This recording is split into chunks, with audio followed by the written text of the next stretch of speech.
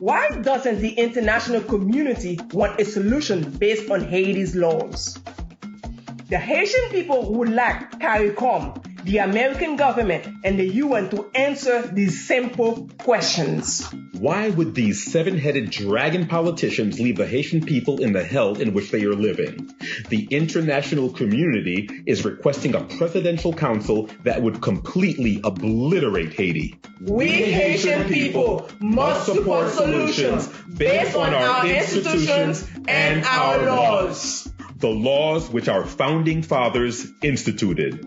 Article 149 of the Creole version of our Constitution requires a judge to lead the transition. It's the only thing that can work, as history has shown us. CARICOM, we see you. America, we see you. UN, we see you. The Haitian people and the world see you. Let us write our own history. Let Haitian laws dictate what happens next. This message was brought to you by the Haitian public and the Haitian diaspora.